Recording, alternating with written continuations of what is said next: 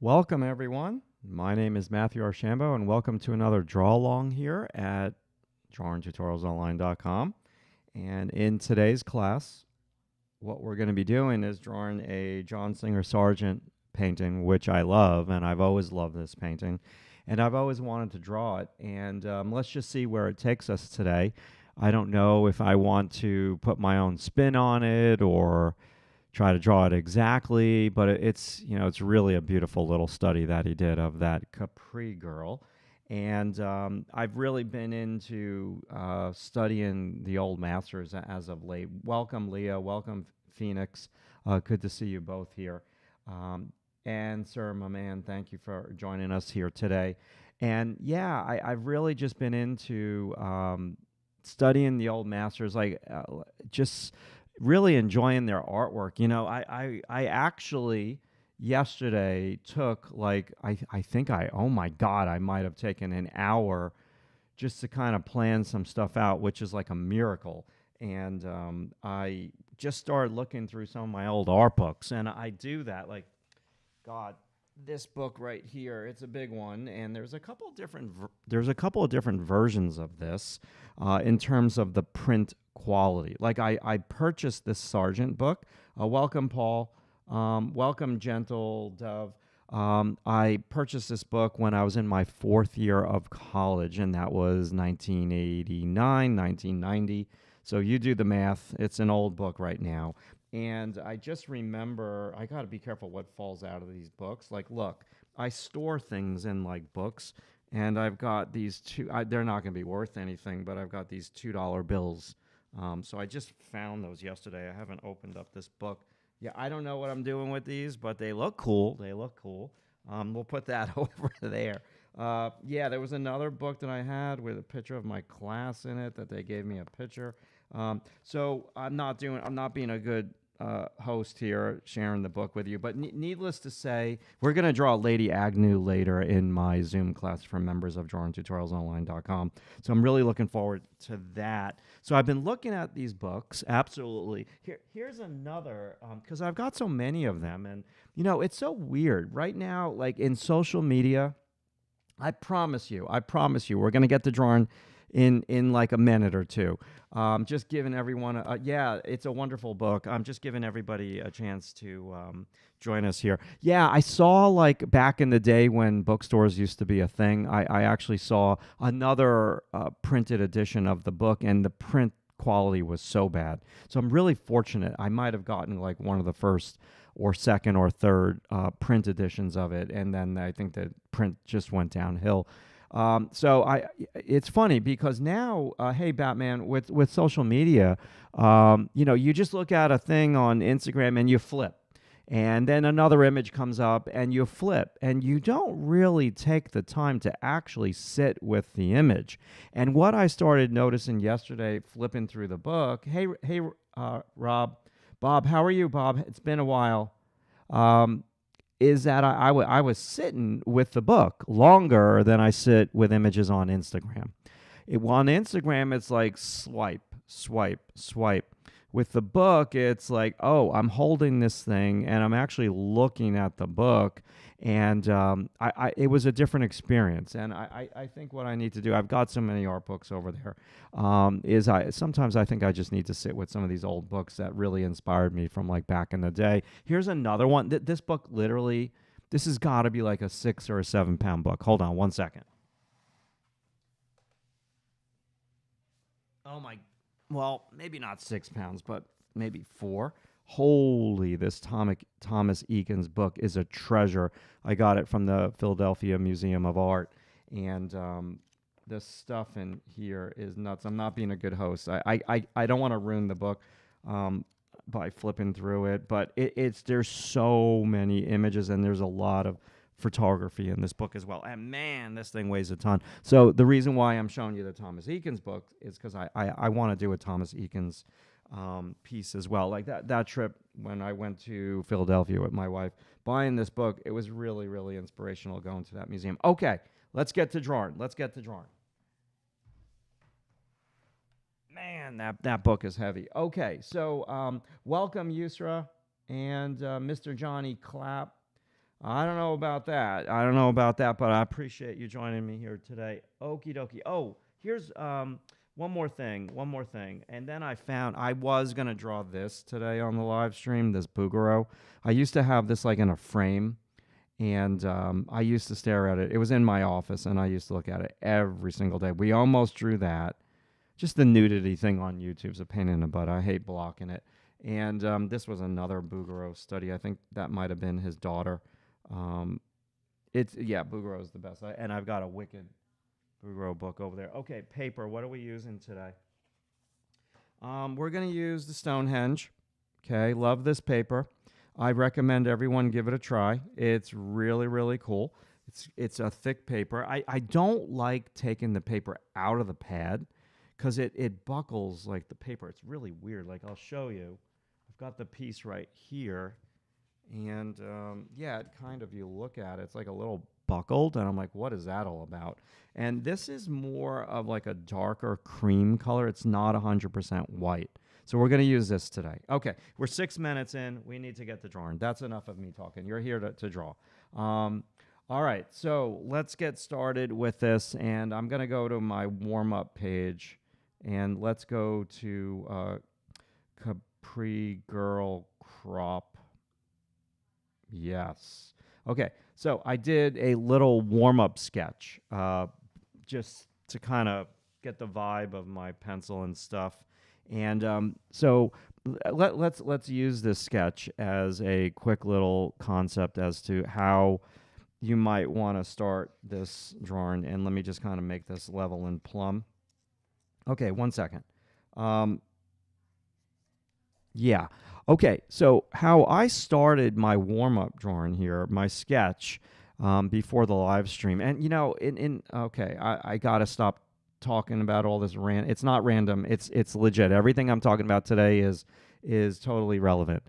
I don't know about y'all, but in the wintertime, my hands get so dry, and I'm constantly washing my hands, and they get drier and drier and drier. And then they dry out. And I'm like, wait, I'm filming myself drawing. My hands look like crap. And then I put this moisturizer on my hands, and I can't hold the pencil. So it's just, hi, Sandy. Welcome. And I appreciate you joining us here today. So, yeah, I have to put like this hand cream, this organic stuff that I buy. But it's a pain in the neck to hold the pencil. Okay. Oh my God, here we go. Let's get started. Drawing tips, techniques. That's why people are here. All right, so I started with this curved line on the edge of the model's head. You can start with that. And then I kind of like curved around, and then I did like a line of action all the way down like that. But then I realized after I started to draw this one eye socket was that the face needed to be over here. So don't be so married to the first lines that you put down. You can always adjust them, right? Like that was the initial line that I put down where I thought the hairline was, but then it was actually lower. So you can start with these very, very, very light angles, right? Or another way for you to start is to start with drawing the eyebrows and, maybe just getting some shapes in, some eye socket shapes like that, looking at the distance in between the two eye socket shadow shapes, and then angles for the eyebrow and getting that shape to the lower eyelid. Again, I'm noticing like for years I did no lower eyelid. I'm getting into lower eyelids now. I just have never put them in because they age the person, but I'm trying to do it in more of a thoughtful way. So yeah, I think I'm just going to not do anything specific, but just feel the drawing out. Now, how I like drawing lately during the live streams is I really like drawing like a painter, and not necessarily the way that I draw in the classroom. Yeah, this pencil just feels like it's slipping out of my hands. I don't like drawing with line alone on my live streams lately. I'm always changing. So just like a quick little warm-up, I want to do some ovals. I want to wrap around. I want to do some circles just to kind of get the vibe. This is my cheap paper that I like to use for the warm-ups. And I also like to put this paper underneath my good paper. So just some of those. Practice some like ellipses. Ellipses are great. Oh, there you go, Matt. Do the warm up off of the video screen. Perfect. Okay, no, it's going to be a good stream. It's going to be a good stream. So do these ellipses. Do the ellipses. You don't need to draw the whole entirety of the ellipse, but what I'm noticing is these ellipse lines are they're connectors. You know, they connect things on the body, and they also help you to flow around the paper. Like this is kind of a partial like ellipse line. It's the edge of the model's hair. This is a ellipse line coming on down that a ways for the gesture of this Capri girl's head. So I think I'm just going to kind of go for it. I don't like the way that my hands feel with the moisturizer, the pencil, the slipperiness. Oh my God. Okay, what we have to do a live stream. Complain, right? Okay, so let me remove this, and let's get our piece of paper that we're actually, and I'll come back to this maybe. That paper is so thin, it's crazy. It's like tissue paper. Okay, let me put this. Now, this should change the color a little bit of, it's a little dark, so I'm going to put my grayscale down, and you just need to give me a second.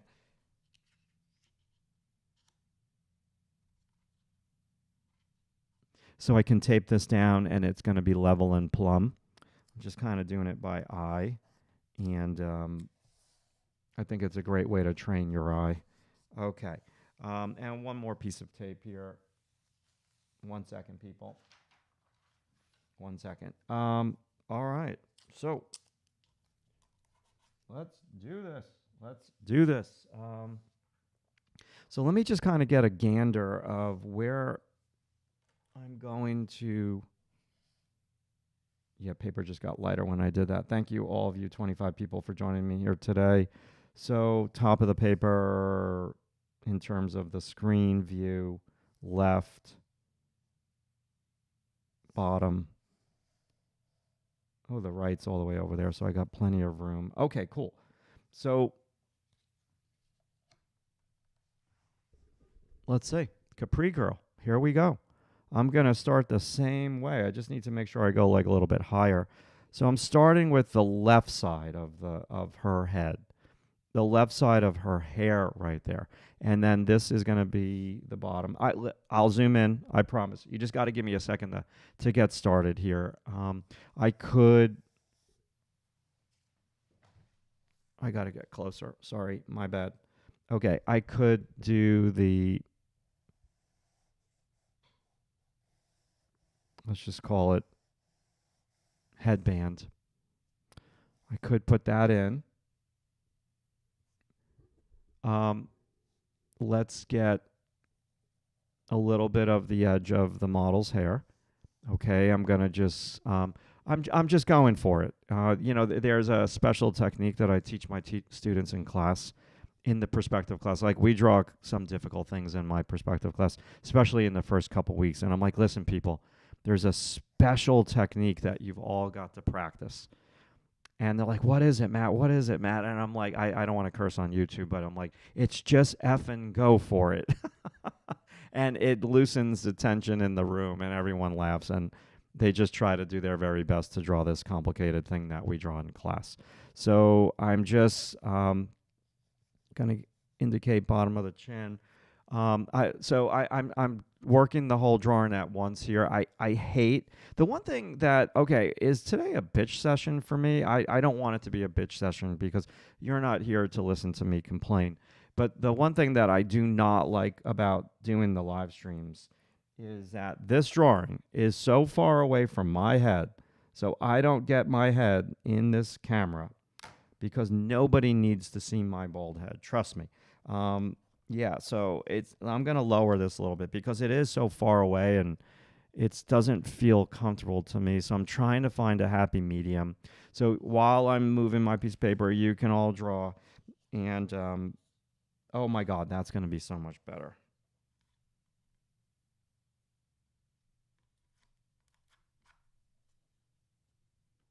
I try not to make the live stream so formal is a little boring. I don't like to take myself too seriously anyways. Okay, so yeah, all right, here we go. So I'm gonna do this, then there's an angle of the cheekbone area, and then this kind of curves inward, and then maybe that's the bottom of the model's chin, the Capri girl, and then I might come up the jaw. I'm drawing lightly, YouTube. You just got to give me a second. I don't want to press down too hard like in the beginning of the drawing, because if I make an incorrect measurement, I don't want to have to concern myself with erasing it. But if I draw like a little bit lighter right now and I make a mistake with a measurement, a proportion, then it just gets turned into background tone, and it's easy to draw that way. So I'm not saying anything that I did there is anything to write home to mom about, but it's a start. And it's actually very hard to decipher the top of the Capri girl's hair, where it ends, where it starts. So we'll kind of just keep it like that for now. Okay. So,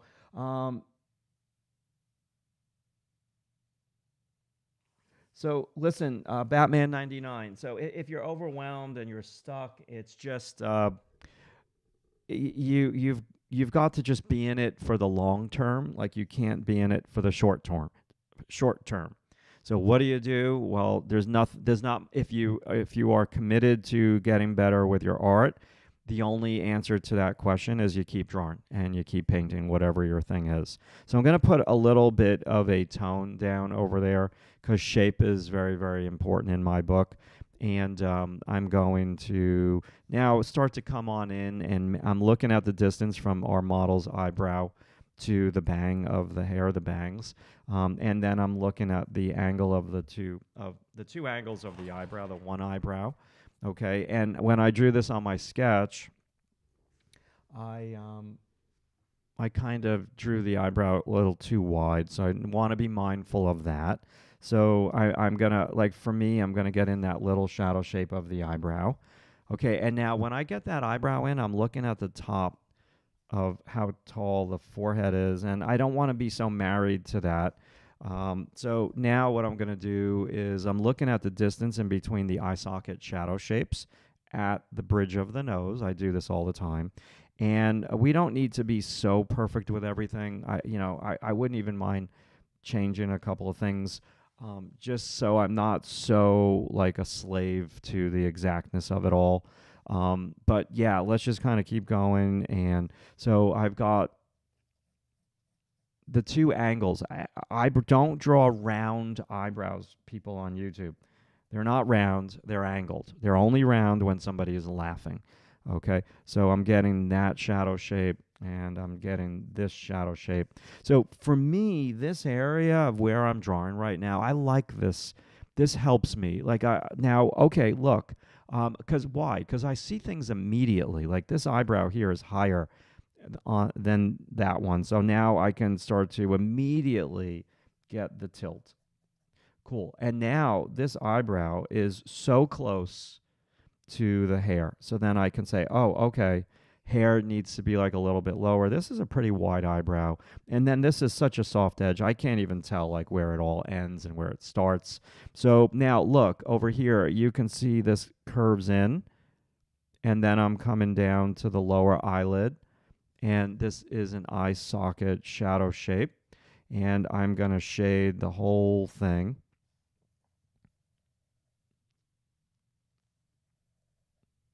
And go a little lower. Okay, I don't know if I love that, but that's okay.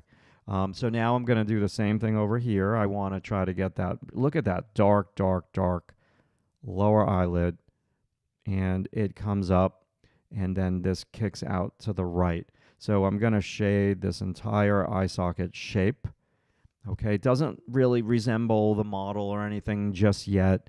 We're just trying to get some landmarks in. And y'all really need to familiarize yourself with the concept of eye sockets anyways. Eye sockets are a valuable tool. And I used to draw eyes, and they floated. And then I started drawing eye sockets and the eyes in the eye socket. And it was so much more user-friendly and so much easier to draw a portrait when you understand the eye socket. Now, this model's nose is fairly long, so I'm going to just indicate that shadow under the nose, because there's a shadow and there's a cast shadow. You see what I'm doing there? I'm just doing that suggestion of the nose. Cool. Yes, it doesn't. Don't start getting into nostrils and stuff. So that's to the right of that mark. Okay, now that goes very close to the lip. And the lip is to the left of that. So I think I need to perhaps kick this out. Yep.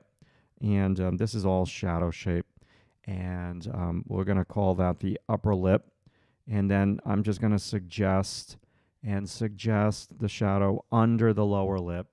And I'm going to put that in because that helps me to determine the length of the chin, which I don't have long enough. And hey, Elijah, how are you? Welcome. We got to try to get Sammy to come to class on time this week. Okay, what are we doing this week? Did we do landscapes last week? Or we looked at your cityscapes and I taught landscapes. Okay, yes, we did. So people start to do this really strange thing with their portraits where the first thing they do is they get into like putting in the darkest nostrils. And like they'll draw the nostrils and it's like the darkest of the dark. And then where am I looking in the artwork? Well, I'm looking at the nostrils. Instead of the nostrils, suggest the bottom of the nose. Okay. Landscapes this week. Did we do, Elijah, I'm sorry, I'm having an out-of-body experience. I'm the teacher. I should know what we're doing. Wait. You were late too, weren't you? So, yeah, we did. We did landscapes less, or cityscapes. Okay, let me just let it go. I don't remember. All the perspective classes are on different schedules because of the undies, and I'm a little confused right now. Okay, so now we're going to get this. And, oh, let me plug in my iPad because the battery's at 10%. That's no bueno. How we doing there, YouTube? Am I keeping your interest? How many people we got watching? I thank all 28 of you. Thank you, thank you. Make sure to like the video. If you're a newcomer to the channel, please subscribe. And maybe click on the bell. Wow, am I sounding like a YouTuber right now? Click on the bell notification so you know when I'm going to stream. Okay? Yeah, absolutely. I'm not really good with the promotion thing, but I should be like a little bit better. I've only been doing this for 16 years, I think. I don't even know. Okay, so I'm doing like a little bit of tone there. Now, I think what I need to do soon is the eyes, but I don't want to go there just yet. This is, I love drawing this type of stuff. Like, I really love drawing like a painter.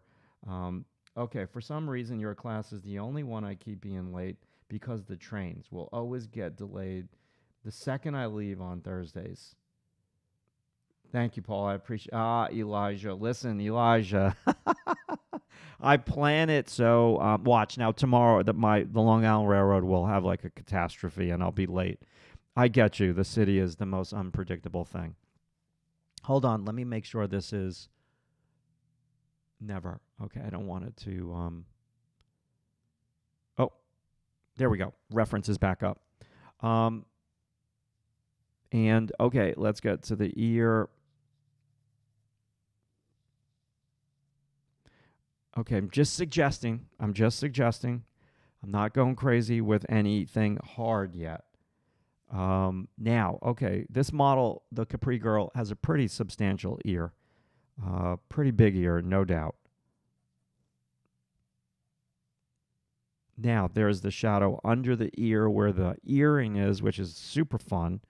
And then with Sargent's piece, there's a super dark shadow under the jaw, which I kind of don't like doing that. Let me skip. Who's the fool who made there be an ad during the live stream? Oh, I guess that was me. Okay. Can I tell you how much I make with ads? It's ridiculous. Absolutely nothing. Nothing. Like nothing. Like absolutely no money with ads. I don't know where this ad money goes, but it's not coming to me. All right, so I'm going to just put in that little shadow there. I should just like eliminate them during the live stream. Okay, and then this comes down, and I'm going to get a little collar in. Okay, so I definitely got to get the eyes in next. Let me resharpen the pencil. So what did we just do here? I call this, what time is it? I've been jibber-jabbering the whole class. So maybe it's 10:25. Maybe we've drawn this for 12 to 15 minutes because I was talking for an easy 10 minutes. Easy. Okay, 1 second. This iPad's driving me a little cuckoo.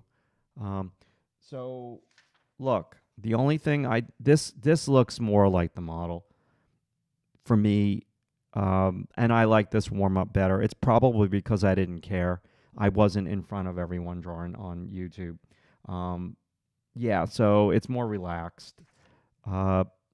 Okay, let's keep going. Let's keep going. Excuses, Matt. I got a lot of excuses today. The hands, the dryness, the lotion, the this, the that. Okay, so I'm going to go a little darker now with this, but I need to get the eyes. I know that I'm stalling a little bit. Look at that.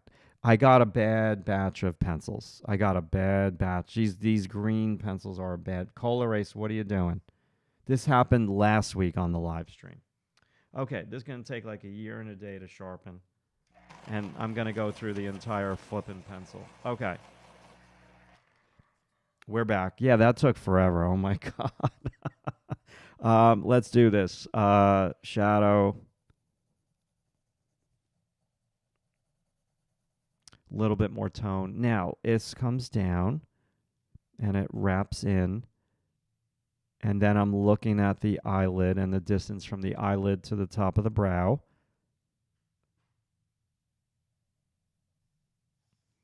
And then the eyelid. You know, that Charles Dana Gibson class was my most favorite class of the whole semester. It just simplified everything for me. Oh, I appreciate that, Elijah. Thank you so much. And yeah, so that's cool. You're just working in your sketchbook. Doesn't mean you need to do this drawing. You can do whatever you want and just keep me on in the background. I appreciate that. We can make fun of Sammy, who's been late the entire semester. The entire semester. So now, everybody on YouTube, look, I'm looking at the distance from the eye to the edge of the face, and I have it all wrong. And the Capri girl has some pretty big eyes. It needs to go to the left. And I took some other pictures in the Sargent book for my Zoom class. I need to upload them to the lesson page on Drawing Tutorials Online for members. Sargent merges the eye with the lash every time. This is a little bit more angular. I'm off tremendously. What is going on with you, Matt, here today? Let's get the lower eyelid. And it's a triangular shape. It comes down. The eye is very big on the Capri girl. Okay, yeah, I didn't get that. That's terrible. I should have been a little bit better with that. Let's keep going. I'm going to just focus in on this area.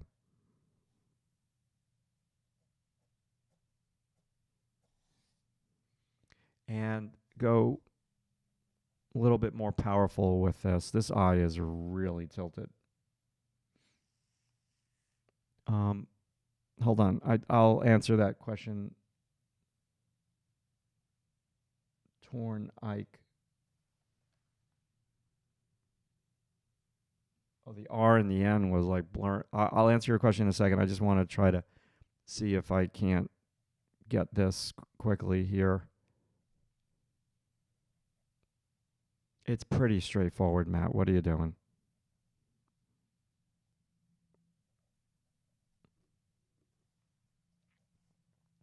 thicker lower lid.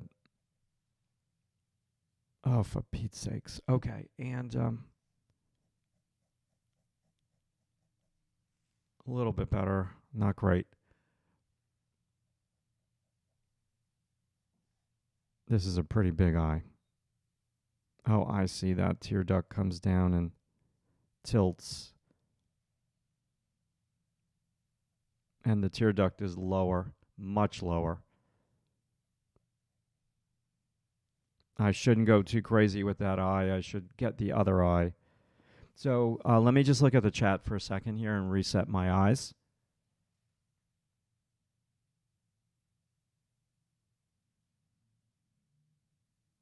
How can you draw without discernible outlines? So for me, there's two answers to that question. And one of the answers is that on every great painting, there's a hard edge, a soft edge, and a lost edge. And you have to get used to the lost edges. And really, some of these lost edges, the hair and the background's kind of the same value, but it kind of isn't. Like sometimes you can see like a half of a value shift. Sometimes you can see the brushwork or the edge. And so like I think a lot of people do drawings that are extremely stiff because every single edge is so hard. And I think it's really awesome practice for you to draw without hard edges. Sometimes a lot of this just depends on your personal style of art. And I have a couple of different styles with drawing. Some drawings I do in the classroom with just line. For these live streams on portraits, I like to draw more like a painter. So yeah, you just absolutely have to just look for subtle value shifts.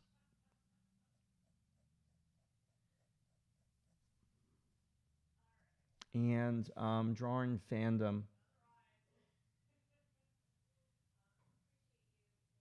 No, this is not just SVA students. There's a ton of thank you, Elijah. I appreciate that. There's a drawing fandom. Who is drawing fandom? I don't know that. It's people from all over. It's not just SVA. Absolutely not. Drawing fandom. Who is drawing fandom? So focus on that eyelid shape. If you don't want to say your name, tell me if you were in one of my classes. This is a big shape.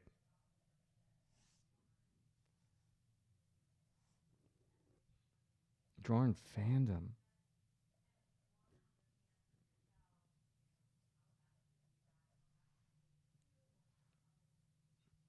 Okay, and wow, these lower eyelids are massive. I didn't draw them long enough. Drawing fandom. Like, tell me, were you in one of my classes? And you're just using a funky YouTube handle.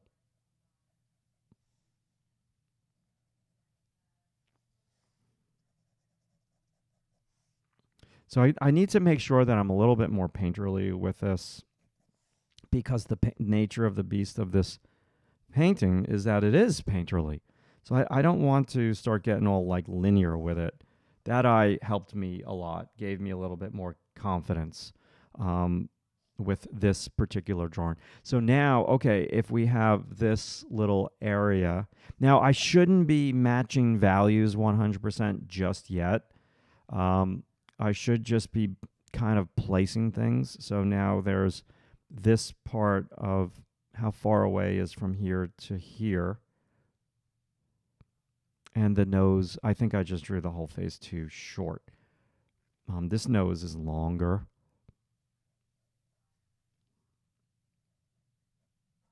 So, Angelia, we're going to draw better this afternoon in the Zoom class, both of you and I, correct? Yes.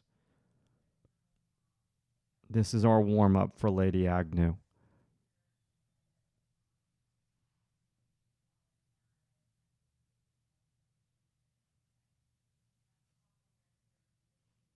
Appreciate that, drawing fandom. Anytime you want to stop by the west side. I think the comics department is on the east side. Stop by, say hello. Maybe you can visit one of my drawing classes. I'm not supposed to say that, but just for 5 minutes. And then you can sit in and draw for a couple of minutes. That'd be fun. I'm very painterly today, people. I'm enjoying. I mean, I was a painter for my whole life. So yeah, my whole entire life was drawing portraits for book covers. 8 hours a day doing that stuff, 8 to 10 hours a day, 6 days a week, 7 days a week when I had major deadlines for preferred clients. So yeah.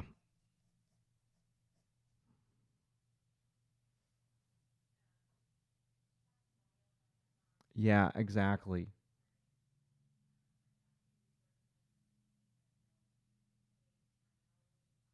My pressure right now on the pencil is really soft. It's really soft. And today I have this lately when I draw in this position.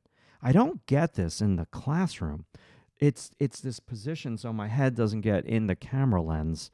My hand is up like this, and it gives me like a shaky hand, and it drives me a little cuckoo.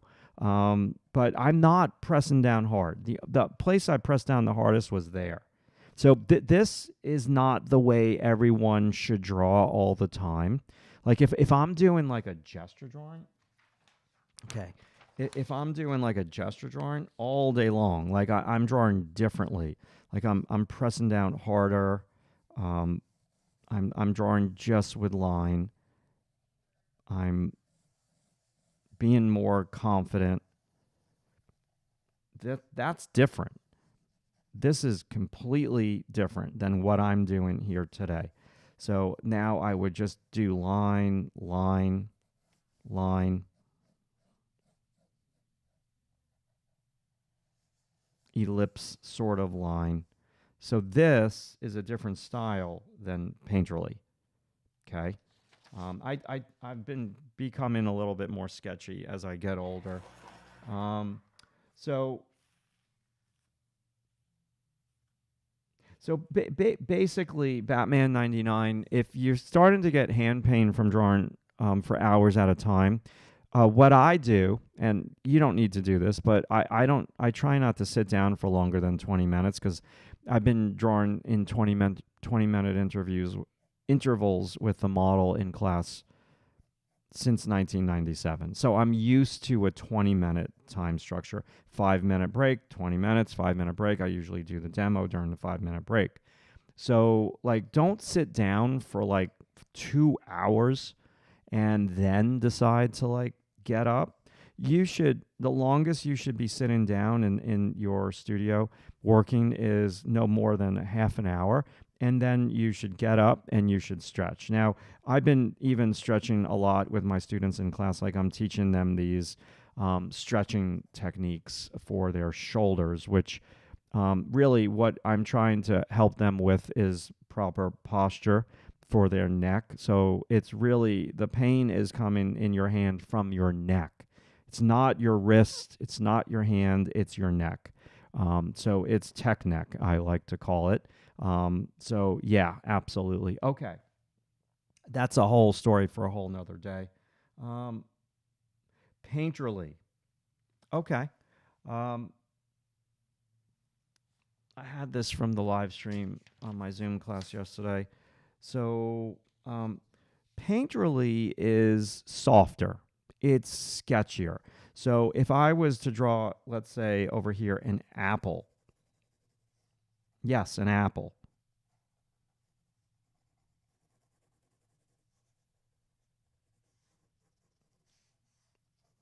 This is a painterly apple.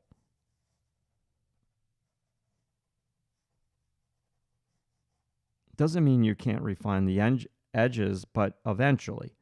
So that's a painterly apple. This is an apple with more line and more of like a refined edge. Different.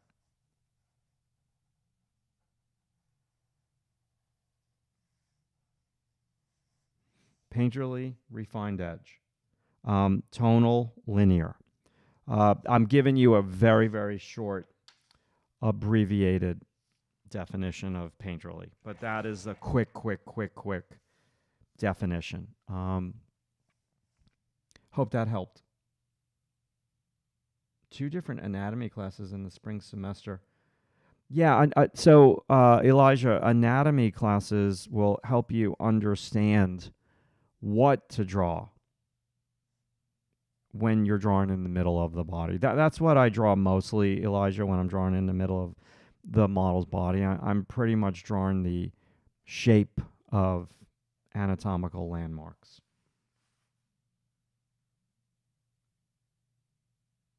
Okay, I think I just need to take a pause here for a second. Let my hand go underneath my heart to let some blood go to my hand. 1 second.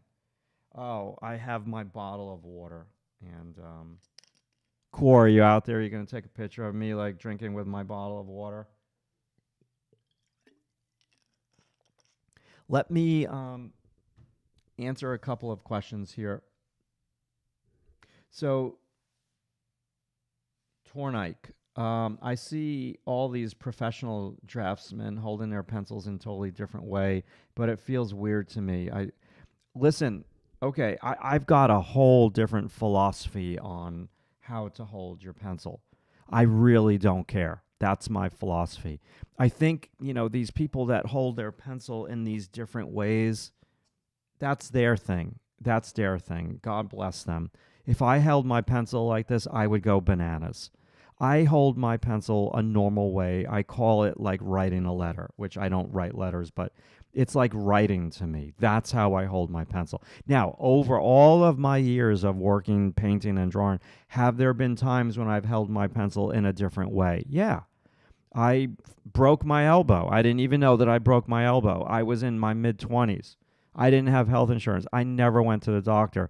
I still had deadlines, so I held my paintbrush like this for about like 2 to 3 years. And that's a whole story for another day. I won't get into the details. And yeah, so I used to hold my pencil back here, which is nuts. And I could draw that way if I had to. Like I hold my paintbrush further away. It depends on the stage of the drawing. But for what I'm doing with a traditional longer pencil, I just like to hold my pencil. Now, whenever a teacher tells you you must do it this way, I would run away from that teacher the first opportunity I get. There's no musts in art. It's whatever works best for you and whatever gets you the best results. That's just my opinion. There's no absolutes. There's no right and there's no wrong. Like, again, if I talk about like carpentry and I say, hey, I'm going to give you a test. You're in carpentry school. Put up this door. The test is graded on, does the door close shut completely with no rubbing? Is the door frame plumb and level? Is it square? Well, then you pass the test. With art, there's nothing like that. Like, no. It's whatever works best for you. Okay. Boy, a lot of good questions today. Drawing fandom. How do you define softer, sketchy, or painterly art so the forms aren't lost while still keeping the style?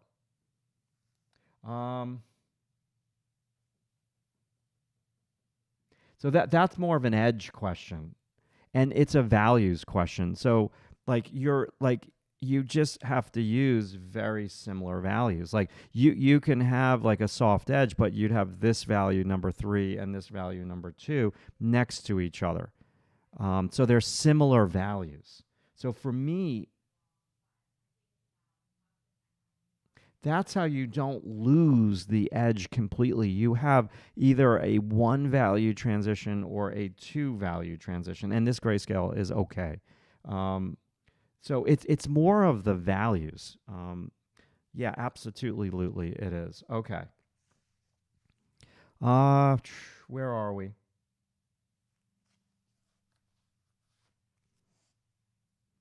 Okay, I need to just kind of look at this for a while because my likeness is not there. So let me just draw for a couple more minutes, and I'm going to go back into the eyes. What time is it? Wow, it's already freaking 45 minutes in. My God. Okay. Um, so let me go here.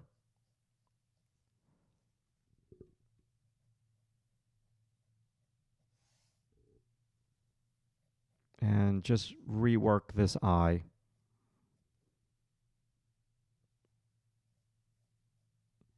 And this is a big eye.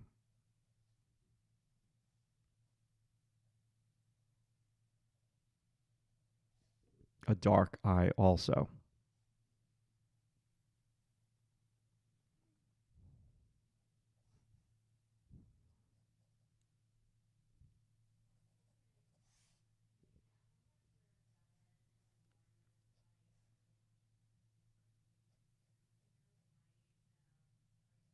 Get rid of the white paper there.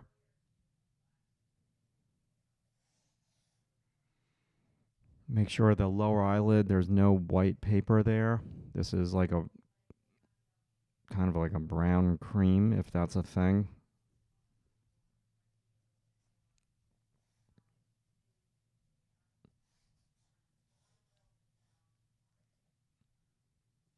It's a little darker under the eyebrow on this side.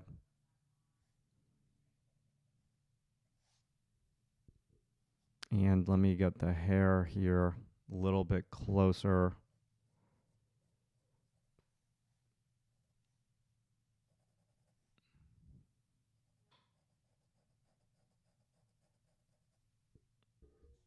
I'm going a little darker with the value now.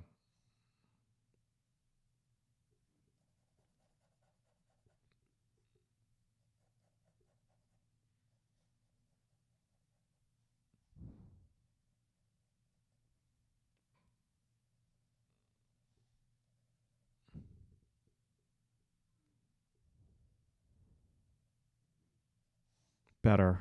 Not perfect, but better. And I'm just going, this is a very round, like, cheek area. And then it kicks in. And where's this nose in relation? So I'm getting this angle of the lower eyelid, and now I'm going to look at the angle of the nose and how far away is that from the angle here.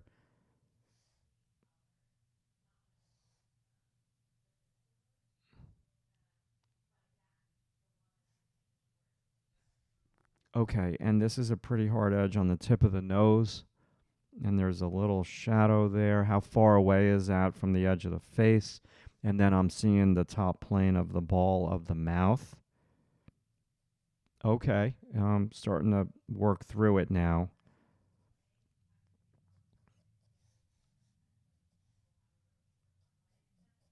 I should put a little bit of value on the outside.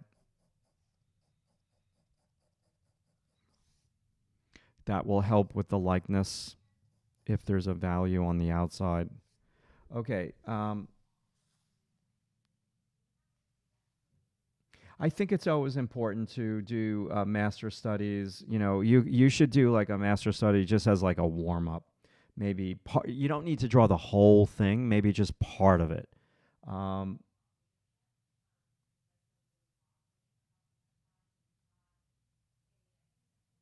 yeah, like I've been doing this long enough.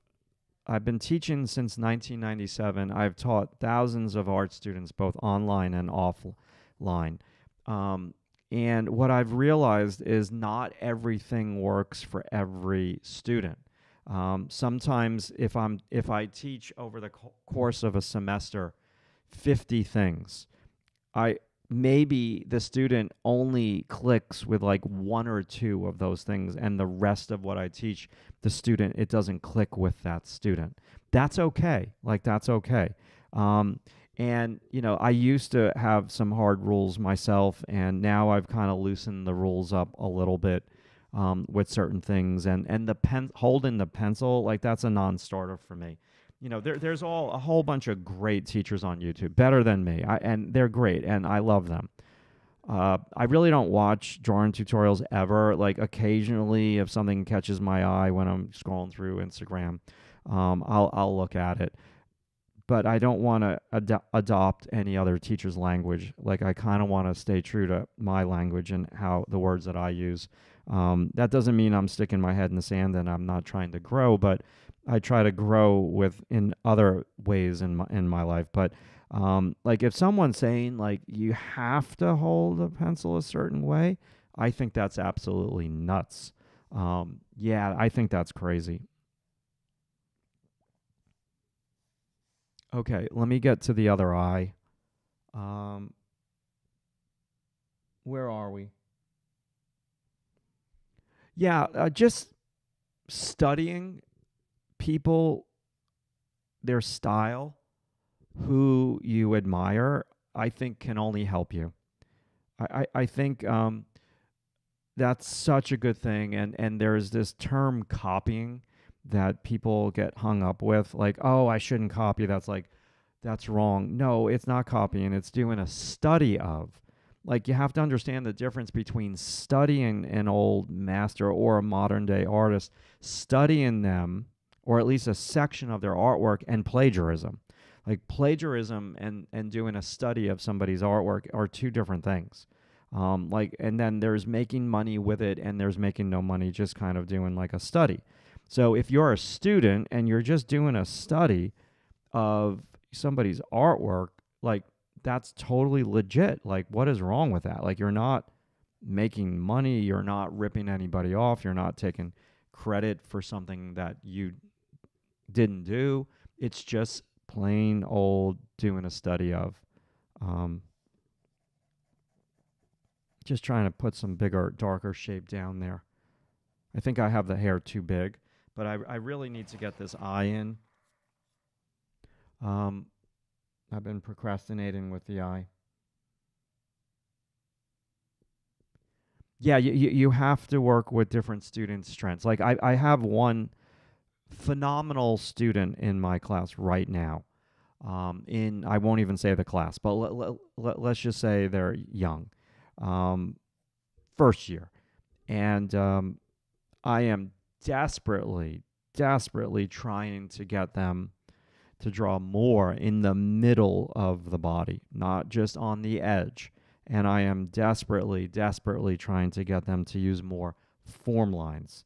And they just look at me and they nod and they just don't do it.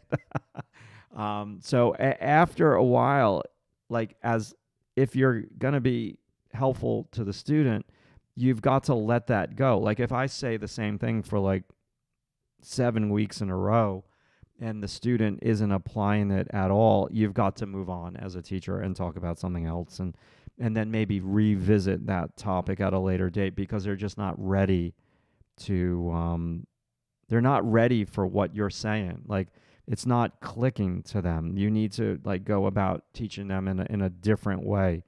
And yeah, it's interesting how that works.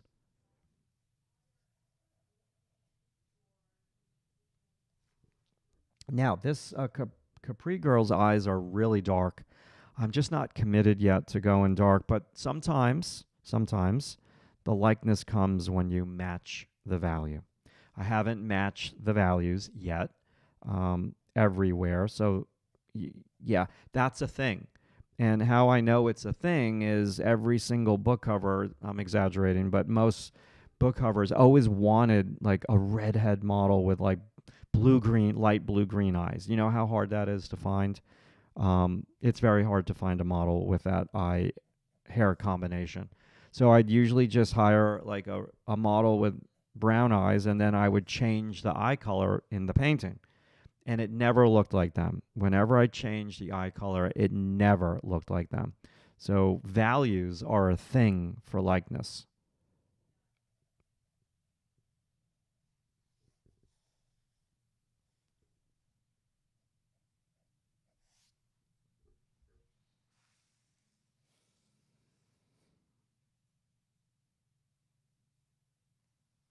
Okay, I love the thumbs down. Thank you so much. Um, it's good to get a little controversy on the live stream. Love it. Okay, let's see here. Let's go a little thicker here.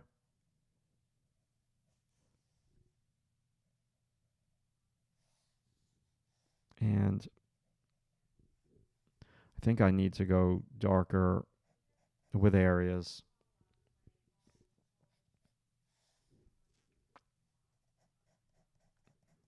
You know, I do enjoy doing the live streams on Tuesdays. However, it leaves me no time to work and finish the drawing after the stream. Like I didn't even touch the other drawing from last week. I actually was thinking about painting on top of that digitally, and that was going to be today's live stream. But yeah, I'm like, no, that's going to be boring. Let me just draw one from scratch. I think that's better for the practice. So you see, I'm starting to press down like a little bit harder now. Um, a little bit more confidence with the piece.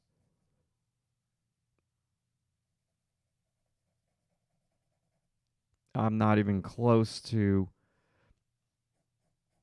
being finished with it, and it's coming together very slowly today.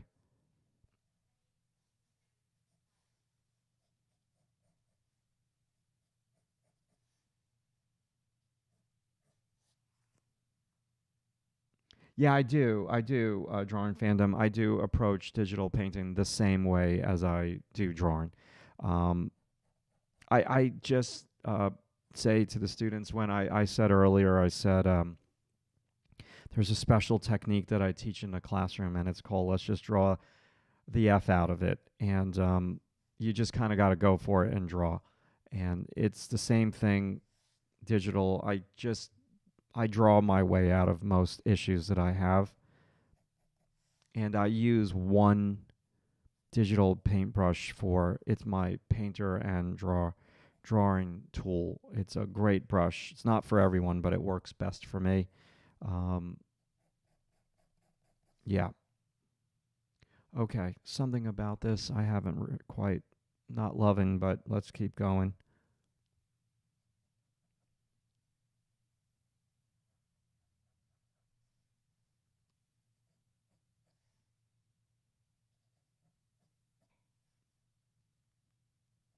Okay, and maybe I should make the neck a wee bit thicker. And all of this needs to get lost now.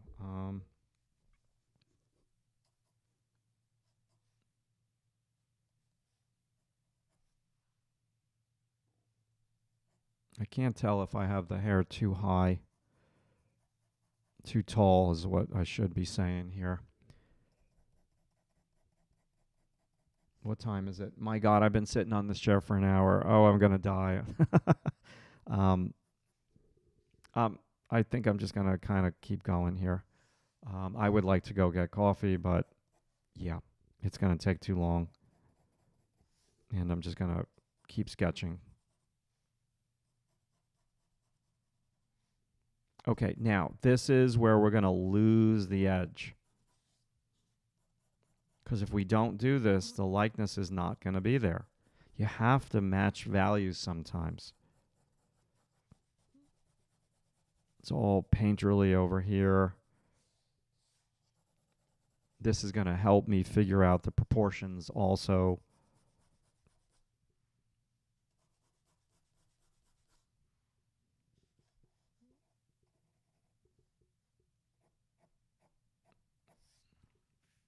Stay hydrated. Yeah, you bet. Um,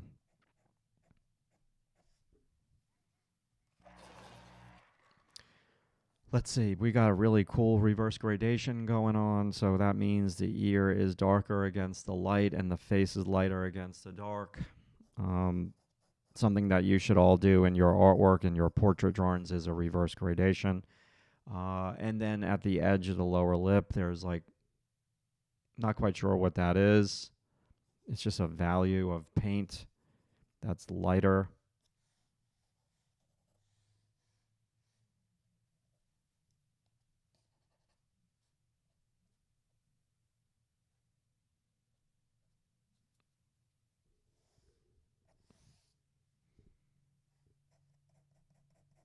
I'm trying to still be painterly, which means it's more brush strokey and rough, not finished and tight.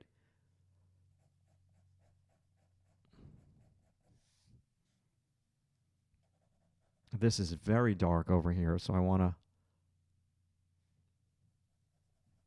try to go a little heavier with the pressure. Now, okay, we've been drawing for about an hour. Okay, Don Art Corner. Hold on, Don. Let me do you eyeball the height of to width of the head, or do you use some measuring techniques to get the proportions? So Don, if you watched last week's live stream, no biggie if you didn't, doesn't matter. I showed, what did we draw? We drew a portrait, and I showed you on my iPad where I put some measure lines on top of the photo. I draw on top of the photo reference of the model, and I just do some basic stuff like, hey, what is right up above, what's right across from the eyebrow? And what's below, or what's right across from that eyelid? Is that eyelid lower? What is above the edge of the nose? What is above the edge of the lip? So I like to do that common sense type of measuring. It's to me, it's a common sense measuring. I'm not against the Loomis technique. I think it's great. I just don't like to use it. I like to do this better because I feel like for me it's a little bit freer, it's a little bit looser, and I don't have to draw 14 million lines on my sheet of paper to get started. I just have I just have a lot of painting and pencil mileage where after a while, and this could happen to you as well, not a problem, Don. You just, after a while, you just see these things naturally the more that you do. I mean, I've been drawing from life, I don't know how many years, since the late 80s. And so I have a lot of years of drawing from life and staring at things and comparative analysis. That's what this is. It's really comparative analysis. And some days you have it, and some days it fights you, and that's a little frustrating. But that's what that has to do with is drawing every day, at least 5 days a week, and not allowing like 2 weeks to go by where you don't pick up your pencil and then you start to draw on a Saturday when you have the inspiration, and then you get frustrated as all get out because you can't draw anything. And it's not that you don't understand, it's that there's an eye-hand coordination component to all of this. Like, to get your hands to do what your eyes want it to do and what your brain wants it to do and what your eyes sees, that's eye-hand coordination. And if you're not drawing all the time, it's not going to happen. Like, it's going to be frustrating. So I guess the short answer to your question, and I hope I'm answering it and not babbling on, the short answer to your question is that it's all comparative analysis. Sometimes I will draw lines on the photo reference before I start if the drawing is very important to me and I don't want to waste time. But other times I just kind of like go for it, and I say to myself, I'm not really drawing eyes.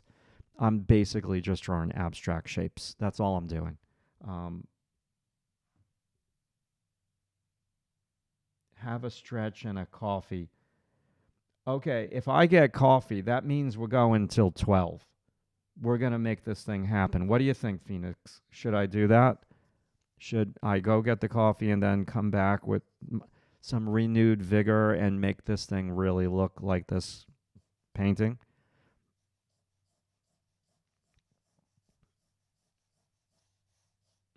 This is such a cute model. I really want this to look like the painting. Lady Agnew, that we're going to do later in Zoom, is more sophisticated.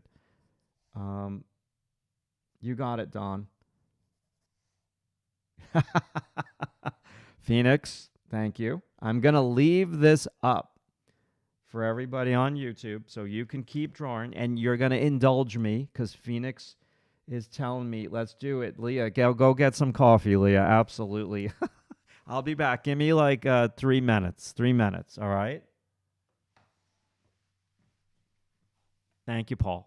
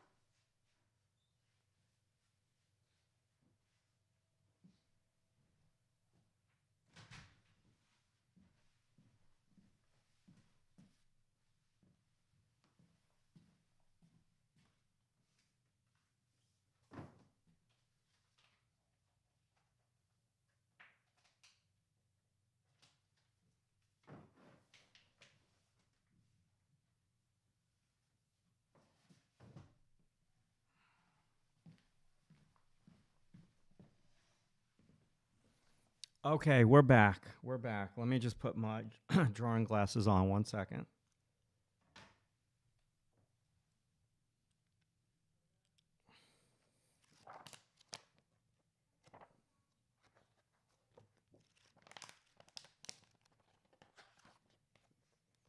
This was another book that I was looking at yesterday. God, this is so big. Anthony Van Dyke. And the paintings in here are nuts. And really awesome book. I was thinking about drawing that one. I don't know. Yeah. All right. Hopefully this table can handle it. These books are like nuts heavy. Nuts heavy. All right. Time out. Time out. We're going to get started here in like a minute.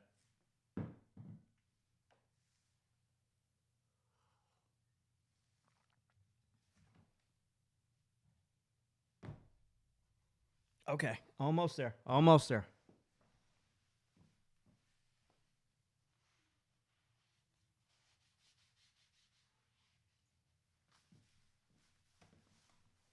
So as I look at the painting and I look at my drawing, I think she needs a pointier chin.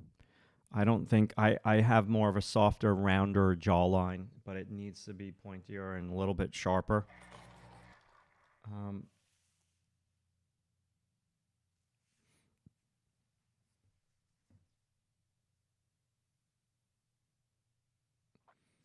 Okay, Mr. Johnny Clapp, you want to ask about the psychology of portraiture compared to still lifes.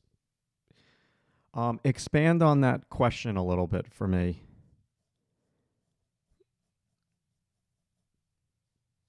Expand on that question. Okay, this isn't working for me. Whatever I'm doing with this jawline. Gosh. Does the chin need to be lower?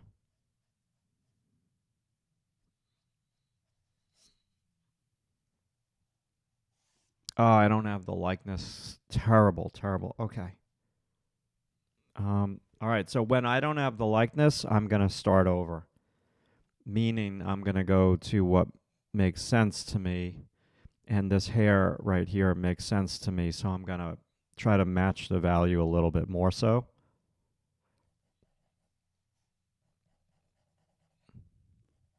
Especially over here near the forehead, it's very dark. It's very soft, edged. And then this kind of is a little lost edge over here, kind of, sort of.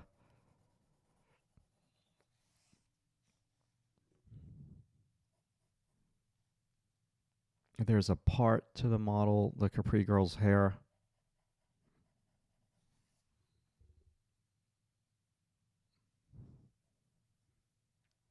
Psychology of portrait drawing to still lifes. Just expand on that a touch for me, Johnny, and I'd be more than happy to talk about that.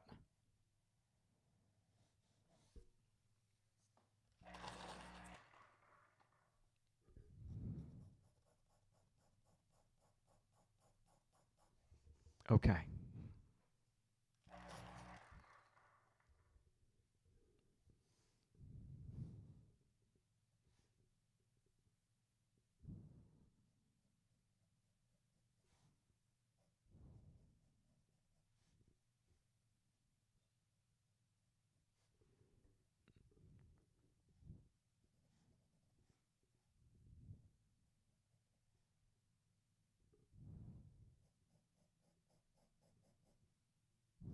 There's almost like no edge on this side. Interesting. I think I need to get my kneaded eraser and lighten this. And this face, yeah, this edge here is not working at all. That's a little too dark and harsh. It's much softer there.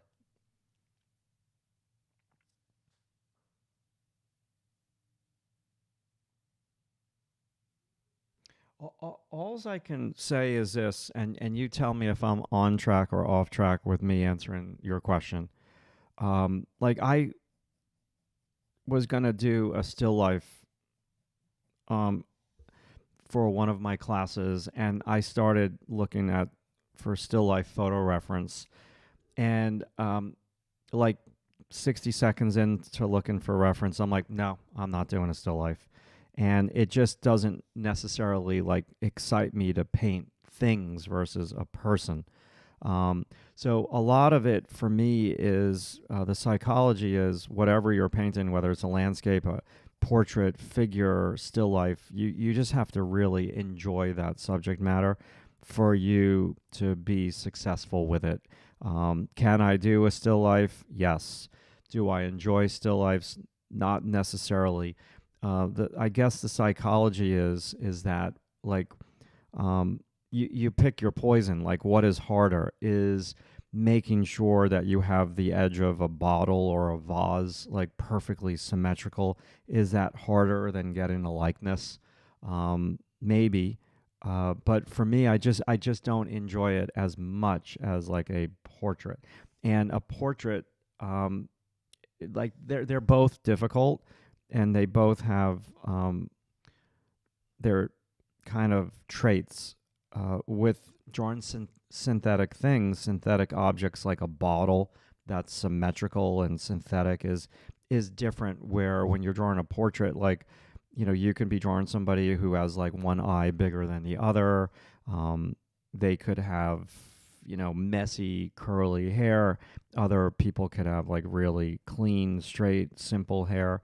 So there's a lot of variables, and there's like a lot of areas for leeway with a portrait versus a still life when you're drawing something that's synthetic and symmetrical.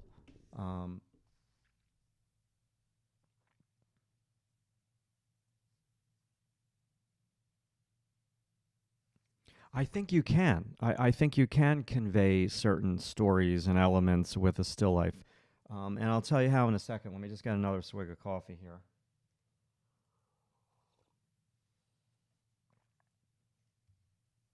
Yeah, so I just have this system that I use for my younger students in the image making perspective class. And there's a criteria that you have to have. Like, let's say for when you're doing a cityscape or a landscape, it's like a list of things. And I don't want to give away the ghost here and teach everything on one live stream, but let's just say that we were just talking about cityscapes, and we were talking about mood. And I'm like, okay, so you're going to be doing your cityscape. One element of the cityscape that you can really think about is what is the mood that you want your cityscape to be. Now, when I say cityscape, it could just be the facade of like a building. I'm like, what's the mood? Is the mood that you're depressed, and is the mood like more of an action scene? And so you could set your still life up to convey politics, sorrow with lighting, just lighting alone. You can also set it up with color, and color emotes. Certain colors emote certain emotions, and so color and lighting for sure have a huge impact on what you asked me in the question, where you said, I just wrote something, I read it, and I understand. It's color and it's lighting, and that just plays an important role in how we view things. So, like, we were just drawing facial expressions in my class, and we were also, that same class I was teaching, well, okay, there's facial expressions, and that's an emotional aspect to the portrait drawing, but there's also mood, and mood is affected by lighting. So, like, you can have a traditional still life, but if you light it in a non-traditional sort of way, like maybe light from below, that sets a whole new vibe. I hope that makes sense. I don't have the likeness. This is driving me cuckoo. Um,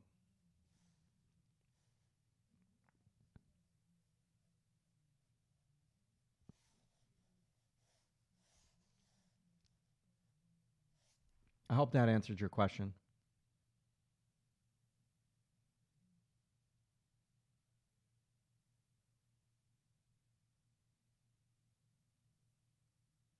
Yeah, so with portraiture, yeah, there's facial, there's so many things that convey elements of what you just said, like sorrow, psychology, politics. That's facial expression, it's lighting, it's the colors that you use. Um, there's the value structure because, yeah, believe it or not, value structure plays a big important part in how people view your artwork.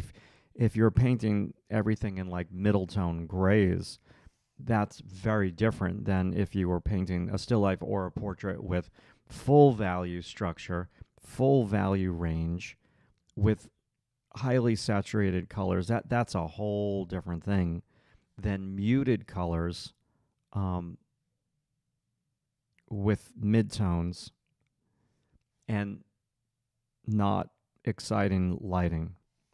Totally.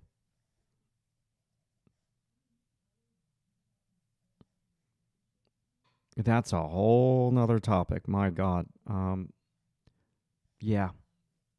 Talk about a lot of this stuff in my perspective visual design class.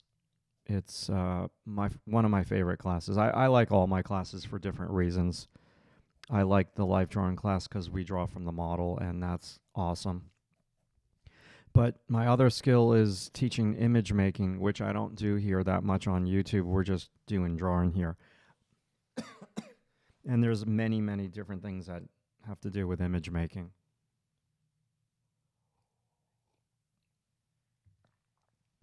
Um, okay.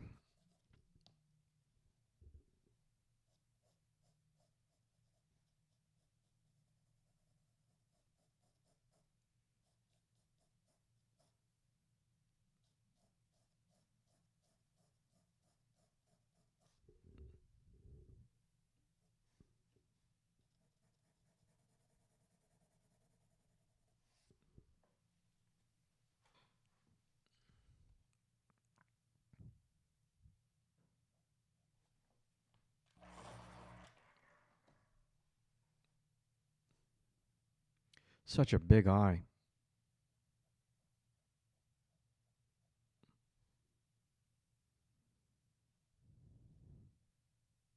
There's barely any white of the eye. Very dark.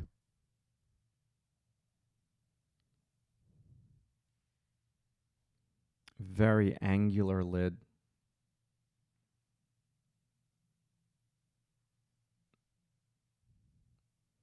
You know, and just getting back to that question that you just asked, there's some incredible still life painters that can convey everything that we just talked about in a still life with inanimate objects. But it could be an object that has certain meaning to it, and how you light it and the colors, all that stuff is legit.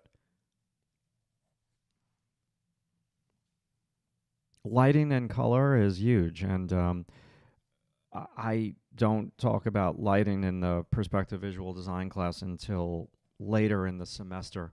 I'm thinking about changing that and talking about it a little bit earlier. The biggest obstacle in all of image making that people have issues with is values more than anything else.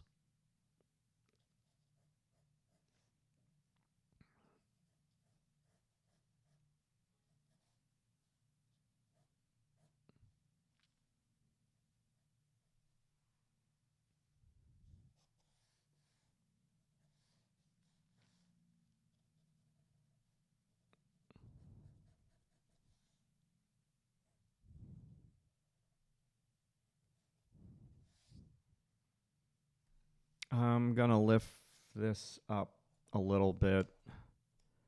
1 second, 1 second. Got 14 million pieces of tape on here. 1 second. She's not there yet. Something with the jawbone is not working for me.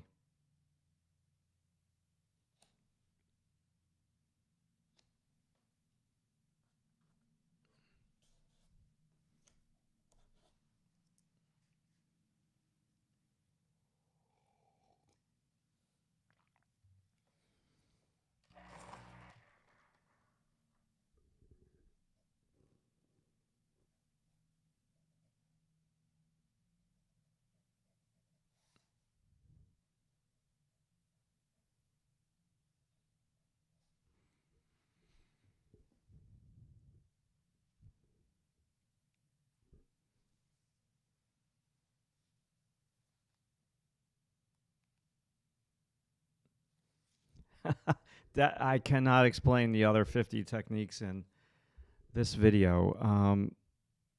They're all over my YouTube channels in different videos.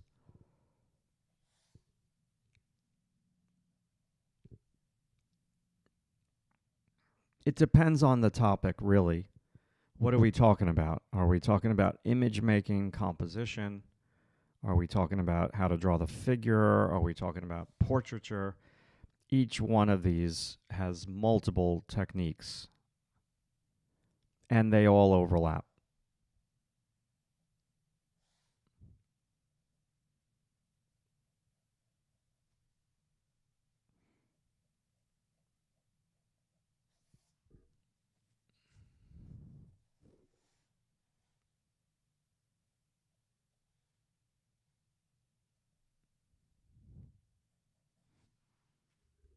Where are we? Hi, Slor. Welcome.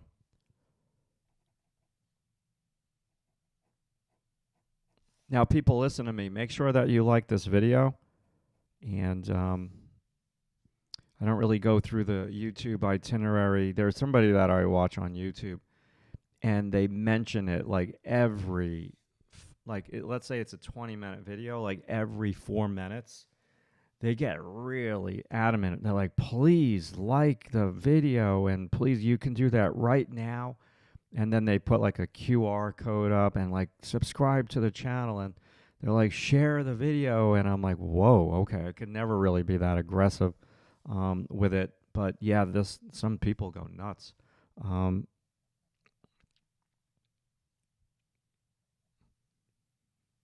Okay, this lower eyelid is huge.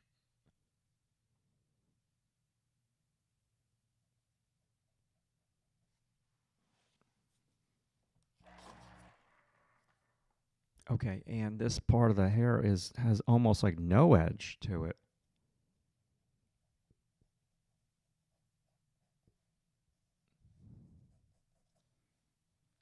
The ear, which I usually say don't draw attention to, is really popping. But, you have to put things like also into context. Like, this was just a life painting that Sargent did of this model in the 1800s. And, there was a couple of models that just kind of Sargent saw on the street in a city in Spain, and they came in off of the street, and he must have just like paid them, and who knows if how long they felt comfortable sitting for. And so it's just a life painting. It's not something that was all planned out. And so maybe the way the ear was catching light, Sargent liked that flare of that and just kind of like painted it a little bit more powerfully. I tend not to make ears pop out so much. But it's good to do different things and not give yourself too many rules like we talked about earlier.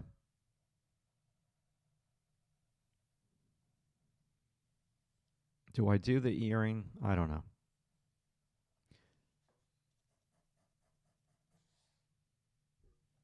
The jawbone is very, very pointy, and I didn't get it. I just don't know what's going on with that jawbone. I haven't figured it out yet. A couple things are off, and I don't know yet. I need to sit with the painting a little bit more to try to figure it out.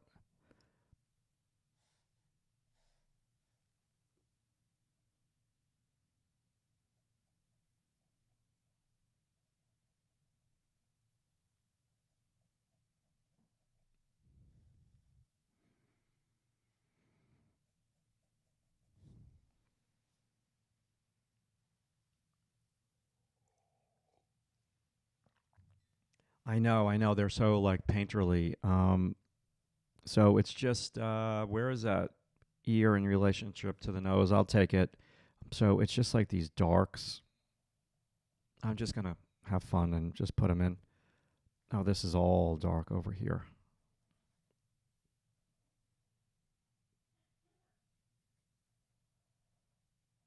I probably could use a little white charcoal in this piece too.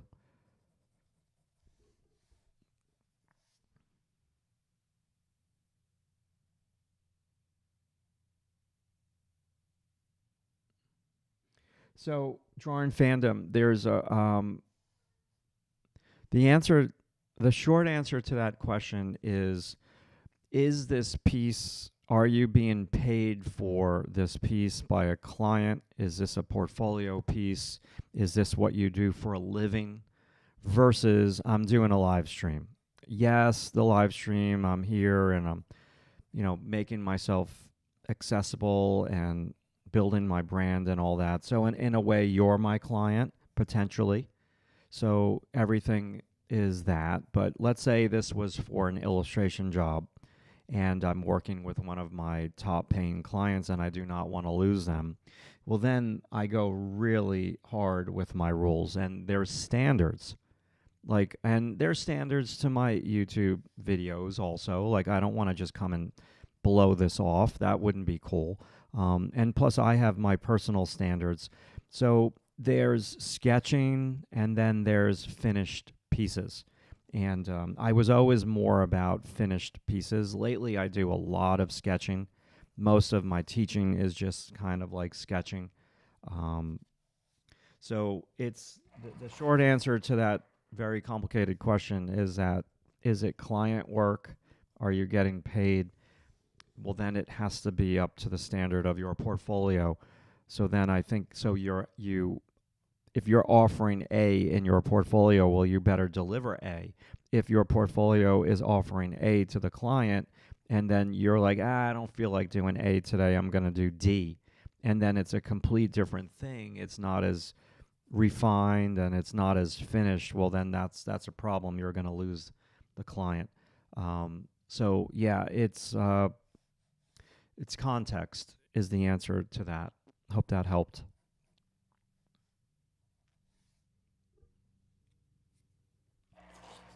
Ugh.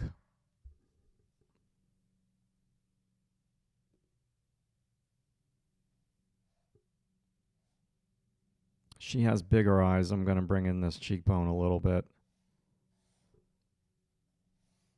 And that would make the eyes appear a little bit bigger. I'm looking at the distance from the eyelid to the edge of the face. There's really no edge here. It's very minimal. I think I need to work on the lips now a little bit more. What does it mean having the nose and the ear on the same line? Meaning, if I took my ruler and I went across from the bottom of the ear, it's right on line with where the shadow starts. So bottom of the ear where the shadow starts, that's close enough for me for this particular drawing. And that is a horizontal measurement, a practical measurement.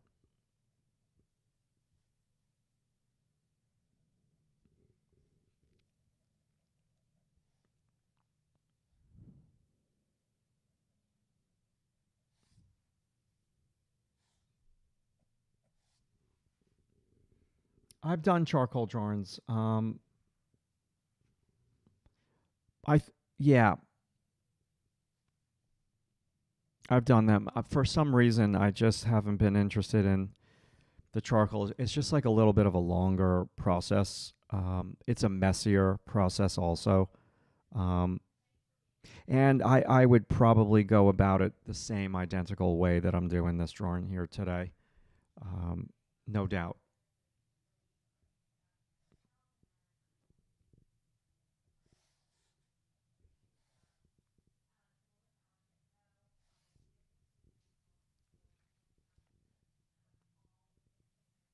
I think I might have like 2 charcoal drawings on my website.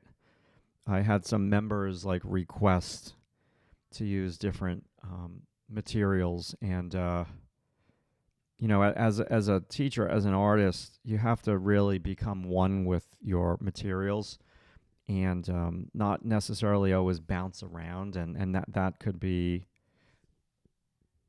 an issue where you never really master 1 or 2 different materials / techniques, because you're always chasing I'm not saying you're doing this, I'm just talking in general. always chasing that next shiny object that you see. And so I learned that, you know, I'm a pretty much a people pleaser, but when it comes to constantly like switching materials, I don't enjoy certain materials. Like I understand watercolors. I used to do them when I was in high school and all that, but not a big fan of doing watercolor. I'm not saying there's anything right or wrong with that. I just enjoy the immediacy of working with a pencil. It's just it's so simple. You just sit down and start drawing, and then when you're done, you just put it down, and you don't need to clean anything up. And it's so easy just working with a pencil.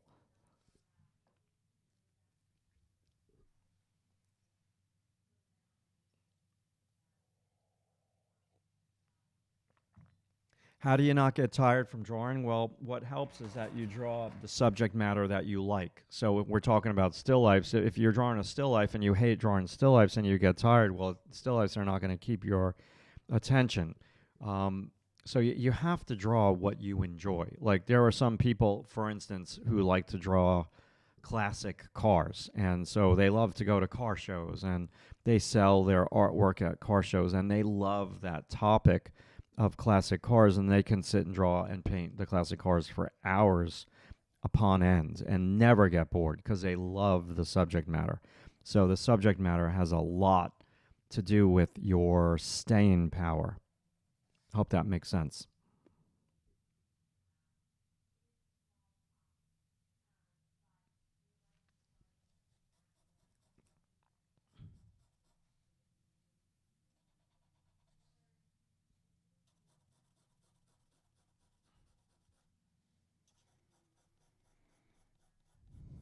For me, with this drawing, how I'm not getting tired. I mean, my butt's kind of killing me right now from sitting all this time. We're at an hour and 37 minutes, but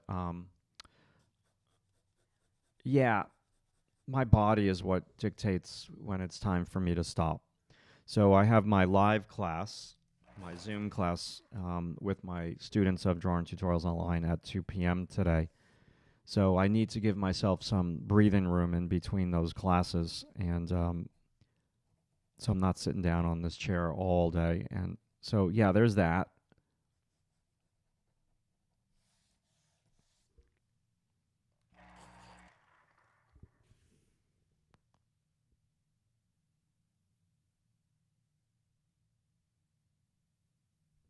Megan, I'm not sure I understand your question. Is this any book for master drawing collection because online color may um, there's many books on masters paintings. I'm a little unsure specifically as to what you're asking me. There's no I haven't found I have not found one book that answers all questions. I don't really have a lot of technique books. I just have a lot of books of artists.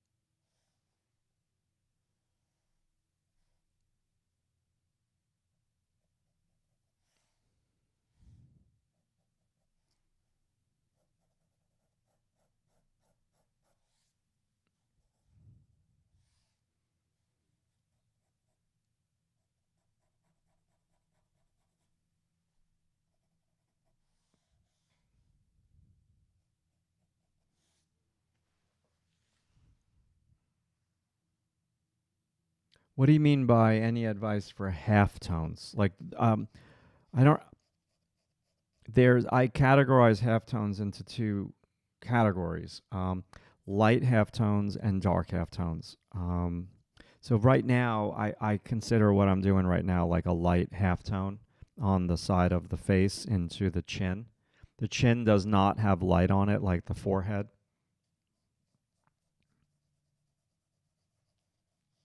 this whole side of the face is a halftone. I don't know if I like the phrase halftones because it's very general. So I speak in a similar language, but just slightly more. Let me get my grayscale. I can't get this whole grayscale on, but the screen right now because I don't want to zoom in, zoom out. But I would consider these my light halftones. 4 of them. That's white. That's midtone. And then from midtone to dark, these are my dark halftones. So there's dark, midtone, light, light midtones, dark midtones. Hope that helped.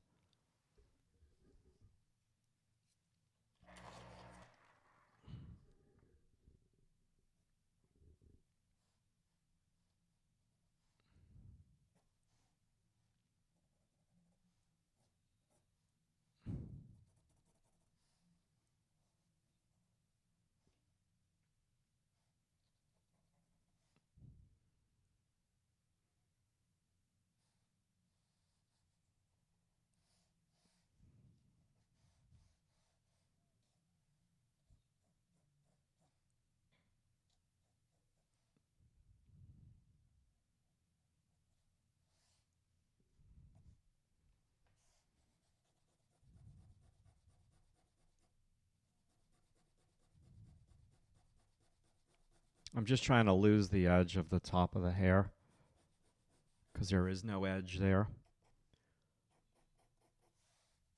I'm also paying attention to the brushwork of Sargent. It's lighter on this side.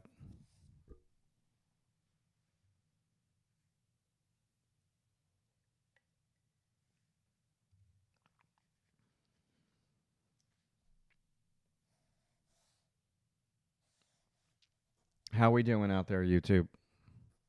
Should we call this one done at like, we'll call it done at 12. We've got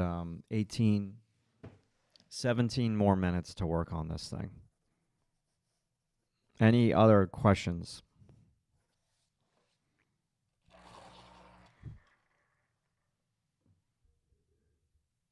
The eyes are just bigger. The eyes are not big enough.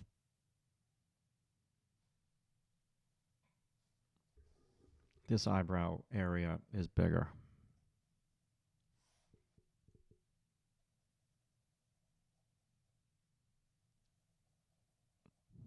There's almost like no edge there.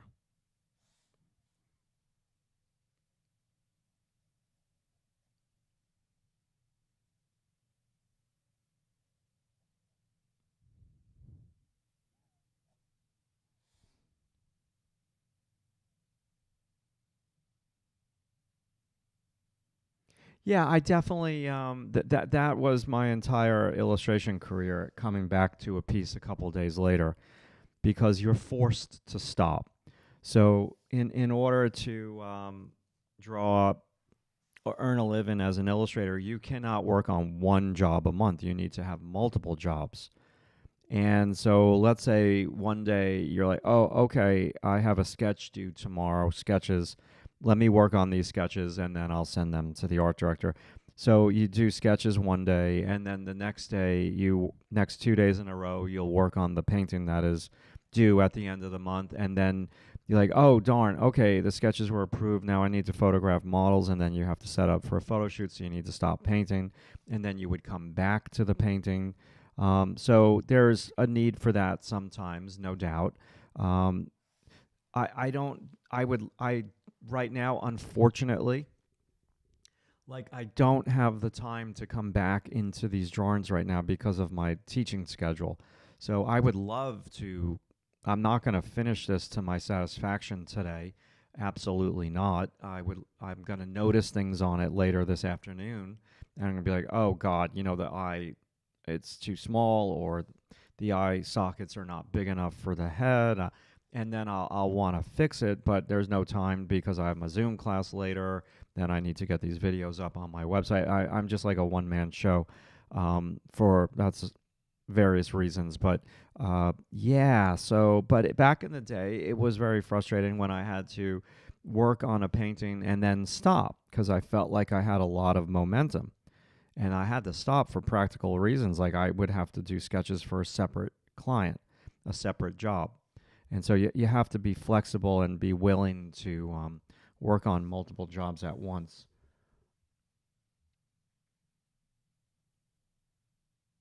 And yeah, that's another reason why you would stop. Maybe it's not working, but it should work if you have a process. I tried, I do have a class on process, and that enables you to do specific things, which I will not get into in this video, but specific things so you get consistent results time and time again. That's a big class for me when it comes to image making. There's also a process to drawing portraiture as well. So process will help you when it comes to the piece not working. But yeah, sometimes you need to reset your eyes, no doubt.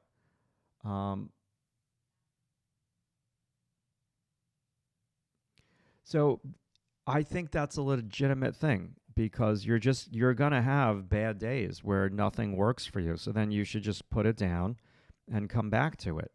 Unfortunately, unfortunately, however you want to say it, I do have the experience of being a professional illustrator for 18 years and having multiple clients and working under the pressure of deadlines. And I learned so much about myself, and I learned about the whole thing about being burned out. And there were days where I'm like, okay, God damn, this is my biggest client. I am sick to death. I don't want to do this. If I don't meet the deadline, I'm losing the client permanently. This is the way I pay for my mortgage. And so that's a whole nother set of rules, which is different than these doing these live streams. I mean, again, I'm doing the live streams. I would like maybe one person to consider signing up for my coaching, the one-on-one coaching, or maybe considering a subscription to Drawing Tutorials. Of course, I would love that. But yeah, there's not as much urgency as when you are working on the pressure of a deadline. And this is you only have like maybe 5 or 6 clients that you work with on a monthly or yearly basis. And so if you lose one of those clients, you're in big trouble financially.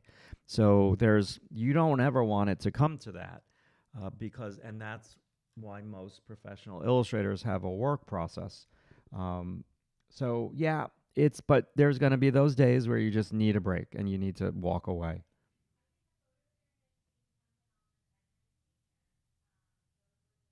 Yeah, it's good to move around Phoenix and work on the whole piece at once, and then there's times where you just need to stick with a section to flesh it out.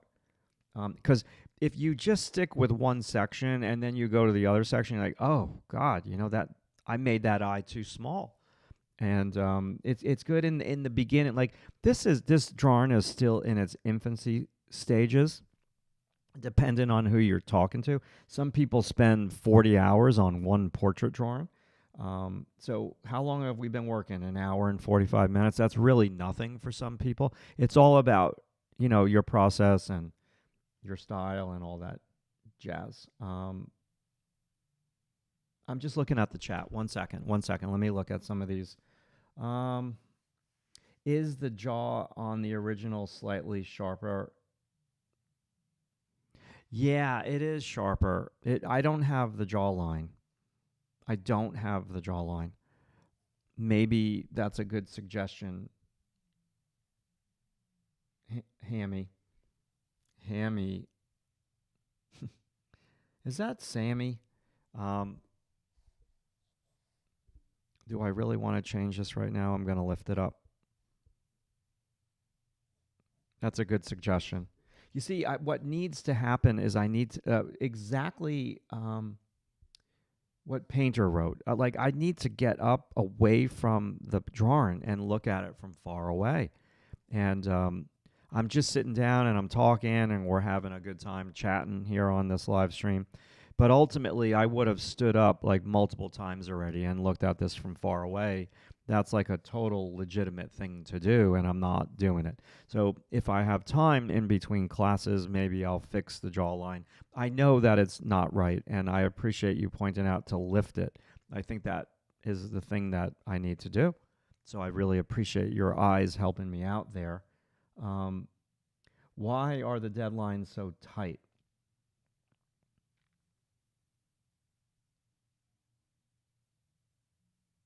Yeah, Hammy, Saris, thank you. That just helped me a lot. I appreciate your set of eyes. Um, oh, helpful, very helpful. I just didn't see that, so thank you.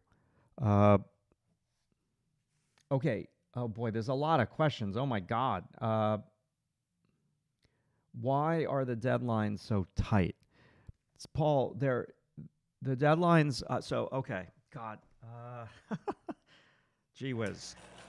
The deadlines in book publishing are not tight. They give you like 30 days to paint a book cover. So you divide that into 2 weeks for your photo shoot sketches, rough sketches, and 2 weeks to do the painting. So that, on the face of it, doesn't seem bad at all. But if you're living in New York, you're not gonna earn a living by working on one book cover per month. You would not be able to earn a living that way in this very, very expensive state. So then you need to do at least a minimum of 3 book covers a month and maybe 2 smaller spot illustrations or book interiors. So now your deadlines just got a little bit more chaotic. And that's why they're so tight, because you have to rotate jobs. You cannot earn a living by just doing one book cover a month. It doesn't pay enough. So that's why the deadlines are so tight.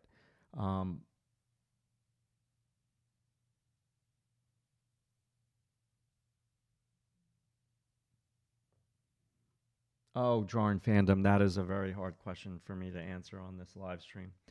Um, so a lot of the brushstrokes and rendering, blending in painterly styles, like what I try to get students to do, this is very hard for me to answer quickly. This is a detailed one. You have to keep out in front of your eyes your favorite artists so you can see how they work and mimic their brushwork. The problem with the way people work today digitally is that screen real estate. They only have one screen, their iPad, and they understand who their role model is, but they don't look at their role model because nobody owns books anymore. Everybody just looks at stuff on their computer. So I used to have all these books on the floor next to me when I was learning how to paint. So I would constantly be looking at my favorite painters, mimicking their brushwork. So that's one way to do it. Look at your favorite artists continuously.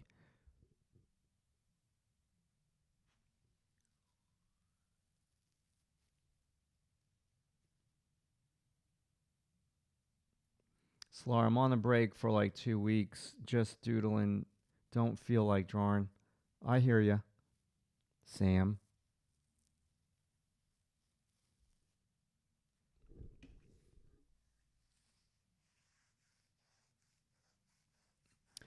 Yeah, I've done stuff like that in the past where I try to mimic the person's style. Um, no doubt. I think that's a very good exercise to do. I feel like I could mimic people's styles just from the years and years of drawing realistically and looking at things and very much studying them. Um,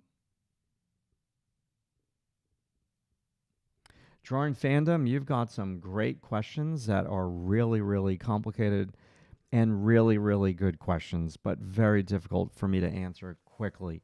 You're making my brain spark here today. Uh, this is like you're asking me questions for like a business class, uh, a business class for artists. Uh, This pencil's going to break, and there we go. Oh. Okay, let's switch pencils.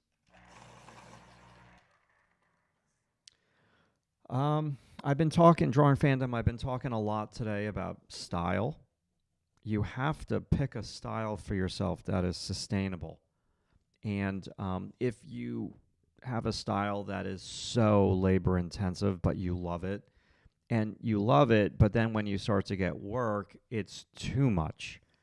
Because you might love this labor intensive style when you have no deadlines, but if you all of a sudden now start getting jobs and you have deadlines and you need to do more than one job at a time, then that's not going to be sustainable for you. So the style is a big lever that you could pull. YouTube studio notification, what the freak? So that's a lever that you could pull to help you manage life and painting and all that and working on multiple pieces. The burnout's going to come no matter how you slice it.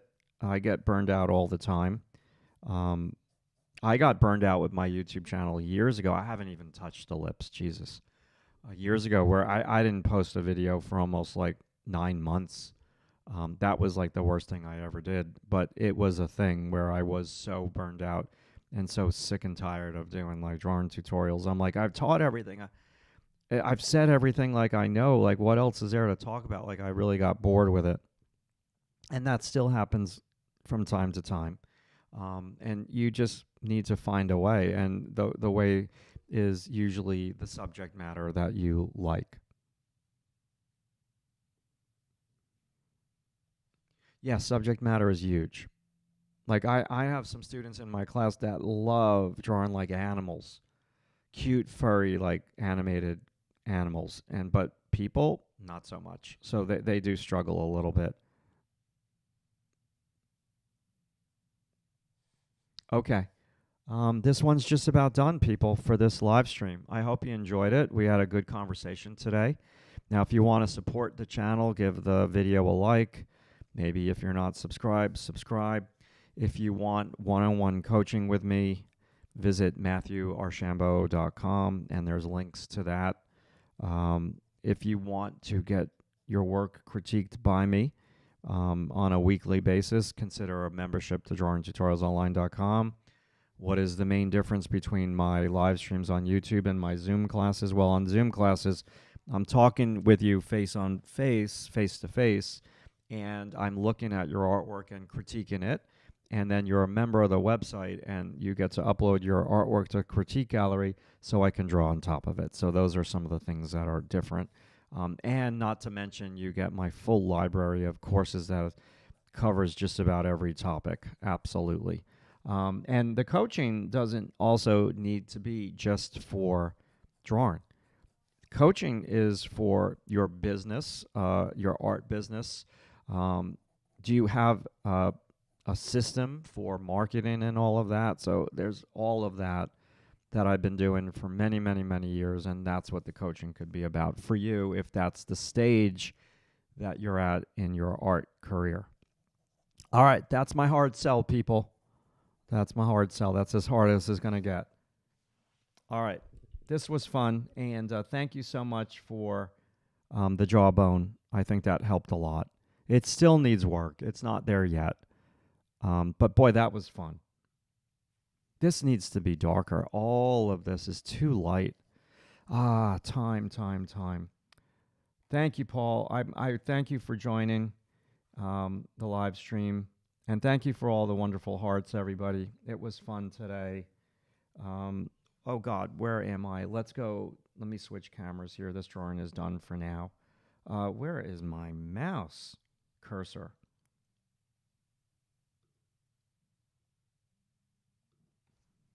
Yeah, let me show you this.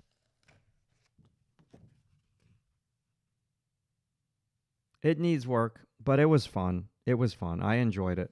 Thanks, Phoenix. Thank you, Batman. There was a couple of questions, Batman, I didn't answer of yours, but I hope I helped you with the ones that I did. And Don, thank you. Yeah, I love learning through repetition. It's my favorite way to learn. Absolutely.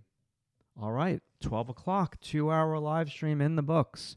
Hope you enjoyed it, and we'll talk to you soon, okay?